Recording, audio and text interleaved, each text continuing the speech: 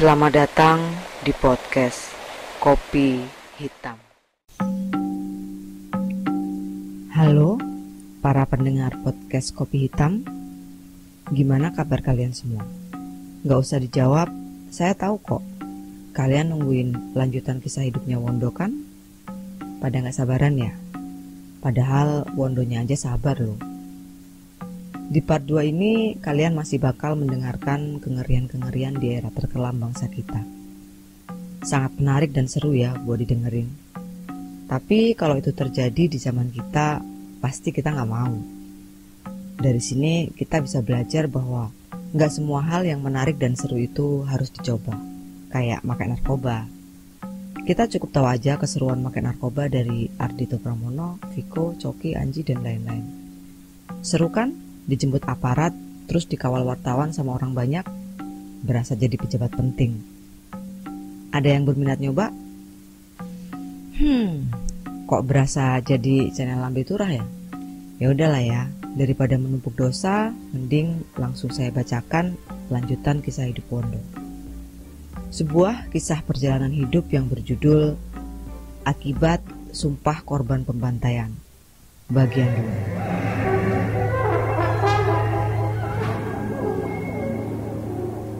Setelah menjual rumah dan tanahnya, Wondo memboyong Suminah dan Bejo menuju Pulau Sumatera. Tujuannya adalah Palembang. Salah satu saudaranya yang tinggal di Semarang ada yang sudah sukses di Palembang. Wondo berniat menyusul saudaranya tersebut. Di suatu pagi, dengan membawa 2 tas besar, 2 lembar surat jalan dan uang hasil penjualan rumah dan pekarangan, mereka mulai keluar dari kampung berniat mencari angkutan menuju ke kota Solo. Seringkali di tengah perjalanan mereka harus berhenti karena pemeriksaan, karena situasi saat itu masih genting. Setiap orang yang keluar masuk daerah harus memiliki surat jalan. Yang tidak memiliki surat jalan langsung digiring aparat. Mereka banyak melihat orang-orang yang ditangkapi karena tidak memiliki surat jalan. Wondo seperti berada dalam mimpi buruk. Ingatannya kembali kepada sahabatnya Luhur. Tentu saja perasaan yang paling membekas adalah penyesalan. Dari Solo, mereka mencari tumpangan ke kota Semarang untuk mencari tahu alamat saudara yang tinggal di Palembang. Di tengah jalan, beberapa kali mobil dihentikan karena lagi-lagi ada pemeriksaan. Salah satu penumpang ada yang tidak membawa surat jalan. Aparat langsung menangkapnya.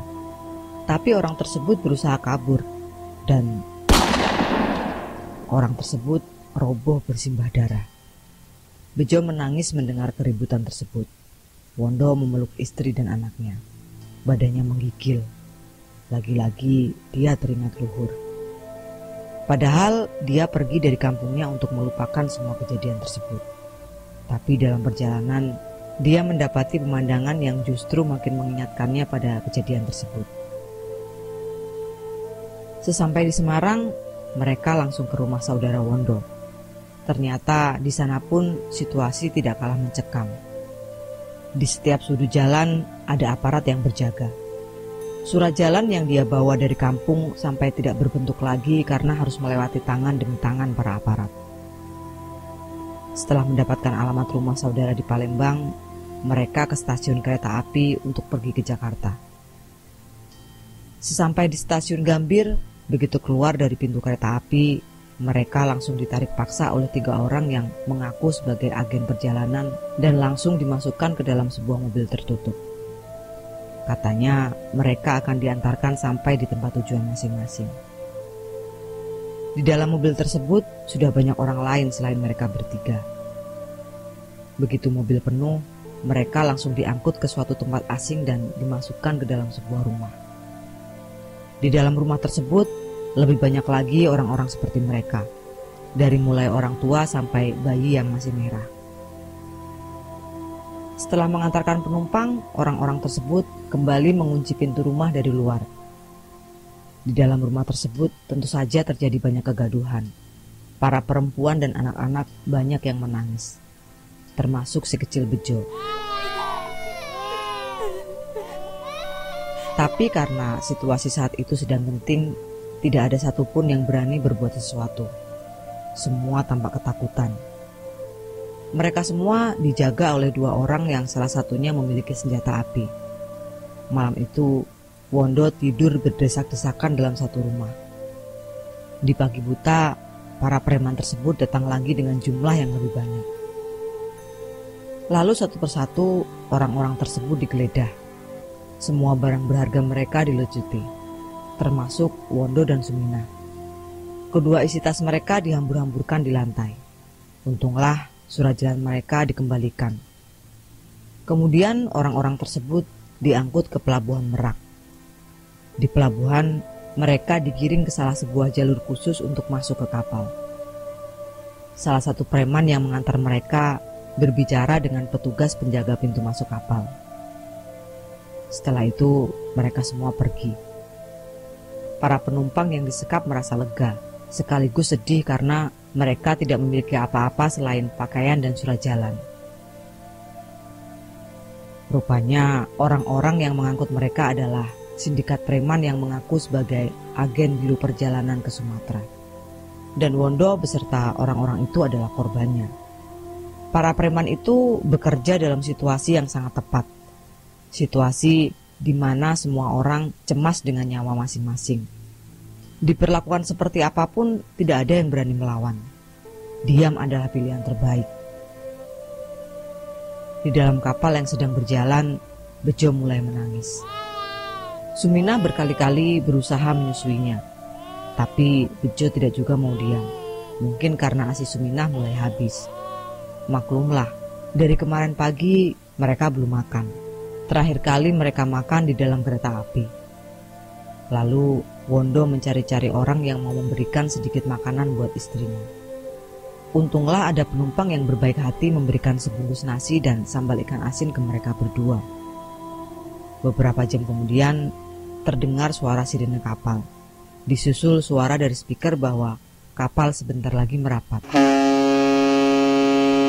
Wondo mencari-cari lembaran alamat yang mereka dapat dari Semarang. Dia mengubek-ubek 2 tas besarnya, tapi kertas tersebut tidak ditemukan. Mungkin hilang di rumah penyekapan waktu tas mereka dibongkar oleh para preman. Wondo merasa hampir putus asa. Setelah tanpa uang, sekarang tanpa tujuan. Lalu dia melihat ke arah anak dan istrinya. Dan lagi-lagi merekalah yang membangkitkan semangat Wondo. Dia kembali berkeliling mencari orang yang bisa dia mintai bantuan. Lalu dia bertemu Pak Budi. Saat itu Pak Budi sedang dalam perjalanan menuju Lampung. Dalam obrolan mereka, Wondo menceritakan apa yang sudah mereka alami sepanjang perjalanan. Karena merasa kasihan dengan keadaan keluarga Wondo, Pak Budi menawari mereka untuk ikut dengannya ke Lampung. Dia yang akan membayari ongkos perjalanan Wondo dan keluarganya.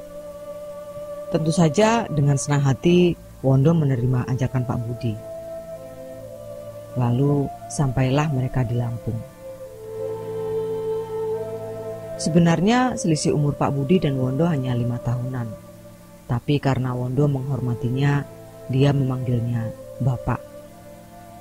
Di Lampung, Pak Budi memiliki istri dan 2 anak. Anak keduanya seumuran dengan Bejo. Pak Budi juga ternyata dari suku Bali. Ada nama kesukuan di depan nama Budi.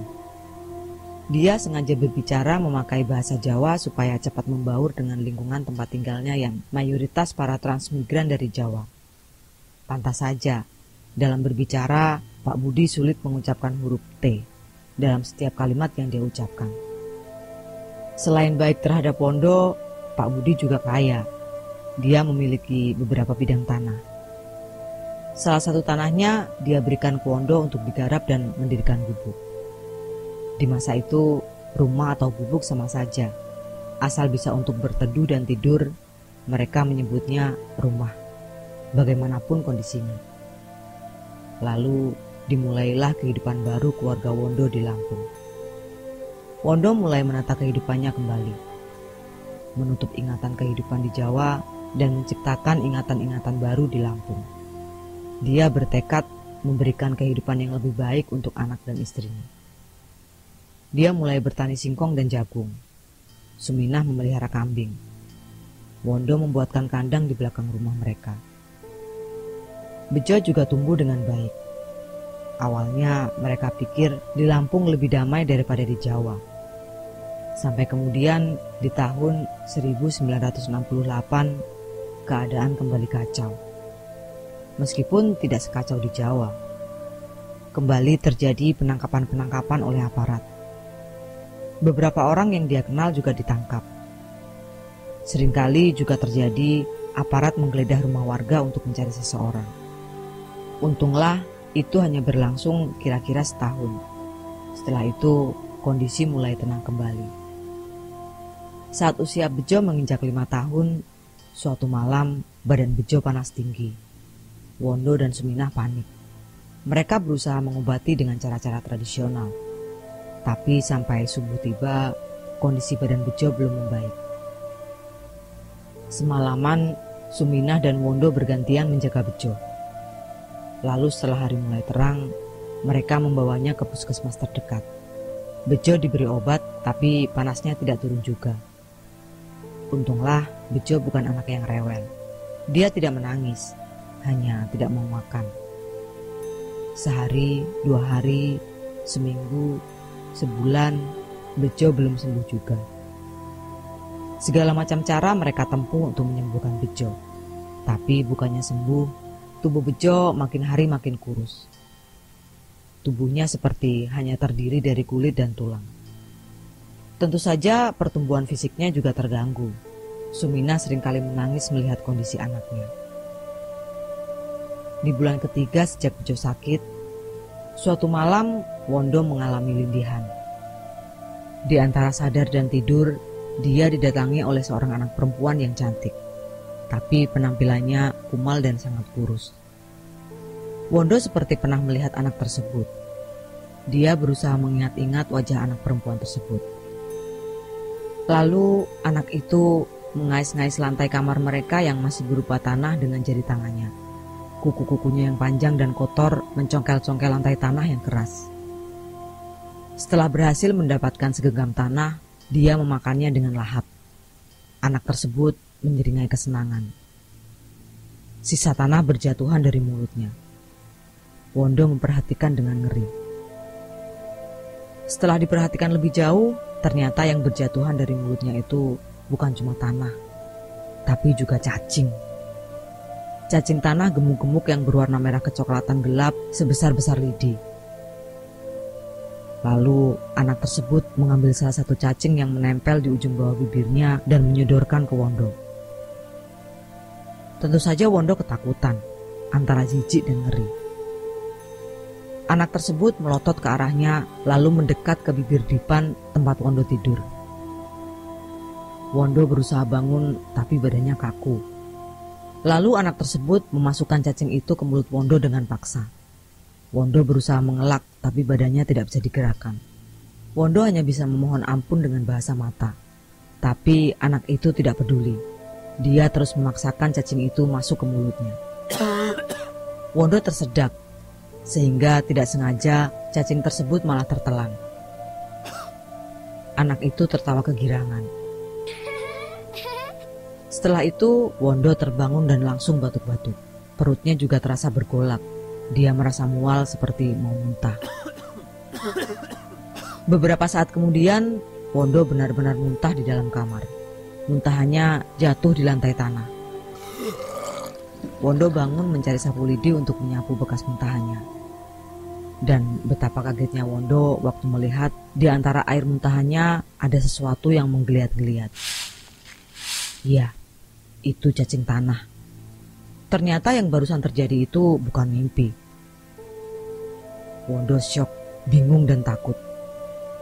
Di antara perasaan takutnya, Wondo berusaha keras mengingat-ingat siapa anak perempuan itu. Tapi dia tidak berhasil mengingatnya. Lalu dia menghampiri Bejo yang berada di tengah dipan bambu tanpa kasur. Ternyata Bejo sedang terjaga. Wondo naik ke dipan dan memeluk anaknya sampai tertidur. Esok paginya, Pak Budi sudah menunggu Wondo di depan rumah. Wondo sedikit kaget. Sepagi ini kenapa Pak Budi sudah menyambangi rumahnya? Sementara Pak Budi langsung menyambutnya dengan kalimat, "Kok kamu gak cerita kalau Bejo sakit?" "Saya gak mau ngerepotin Bapak terus," jawab Wondo santun. Dengan sedikit kesal, Pak Budi melewati Wondo yang berdiri di depan pintu dan langsung masuk ke kamar tidur mereka. Pak Budi memeriksa kondisi Bejo, kemudian menyuruh Wondo mencarikan kelapa hijau yang masih muda. Sambil memanjat kelapa hijau di belakang rumah, Wondo berpikir, gimana bisa Pak Budi tahu bahwa Bejo sakit? Padahal tetangga sebelah mereka saja tidak tahu. Sementara rumah Pak Budi dan rumah Wondo berjarak sekitar 500 meter. Setelah mendapatkan kelapa muda dari tangan Wondo, Pak Budi membawa masuk kelapa tersebut ke dalam rumah.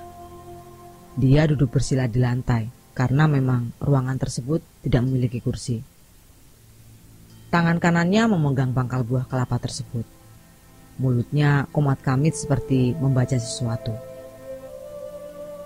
Lalu dia menyuruh Wondo untuk meminumkan air kelapa tersebut ke Bejo.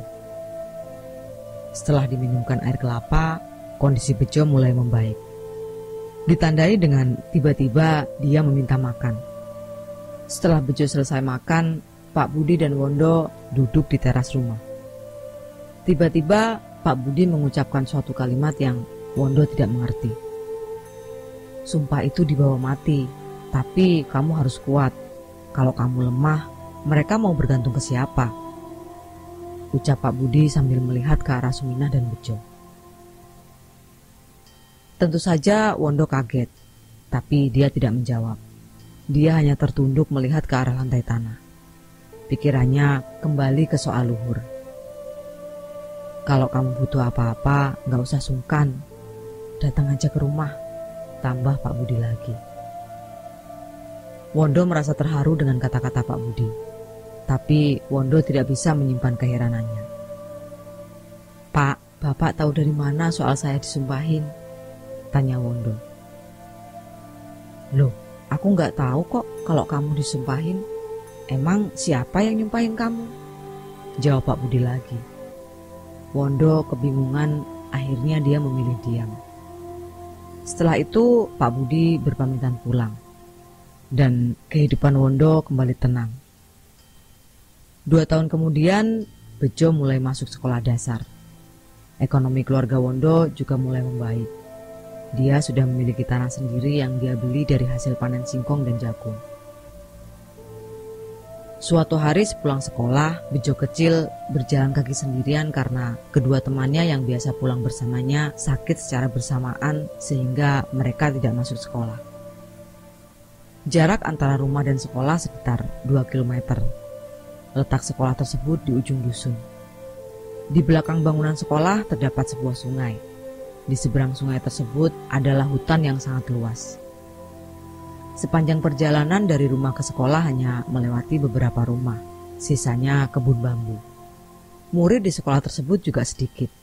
Bahkan murid kelas 6 saat itu jumlahnya cuma 3 murid. Tiap-tiap kelas jam pulangnya berbeda-beda, tergantung guru yang mengajar. Jadi jarang sekali mereka pulang bersamaan. Seperti hari itu, setelah teman-temannya sampai di rumah masing-masing, Bejo berjalan kaki sendirian. Karena rumahnya lah yang paling jauh. Ketika dia melewati kebun bambu, dia melihat seorang anak perempuan seusianya sedang berdiri di bawah rimbunan bambu. Wajahnya cantik dan putih.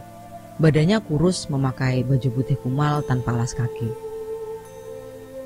Mereka saling melihat. Si anak perempuan itu tersenyum ke arah Bejo kecil.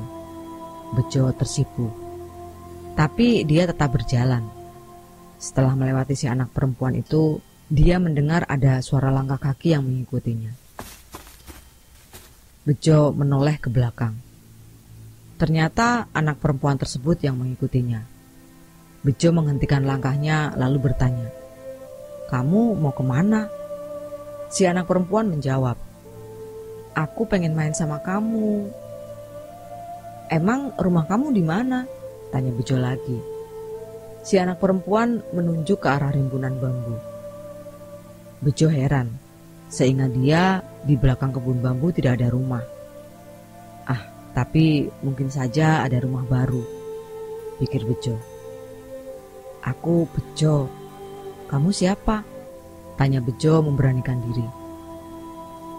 Namaku Lestari, jawab gadis kecil tersebut. Bersambung ke part 3. Segitu aja dulu ceritanya. Capek ngomong mulu dari tadi. Hampir 20 menit loh saya menghibur kalian. Menghibur? Cerita kayak gini gak bisa disebut menghibur sih. Orang ceritanya sedih kok. Oke, saya ulang ya. Segitu aja dulu ceritanya. Capek ngomong mulu dari tadi. Hampir 20 menit loh saya menekan mental kalian. Gimana? Udah cukup depresi? Tapi apapun itu, beruntunglah kita hidup di zaman milenial seperti ini. Bisa menikmati teknologi. Coba kalau zaman dulu, pasti udah tua banget. Ya udah, cukup sekian cerita dari saya. Terus berikan support Anda untuk channel ini dengan cara subscribe, like, komen, share, dan nyalakan notifikasi. Saya Sari, sampai jumpa di cerita selanjutnya.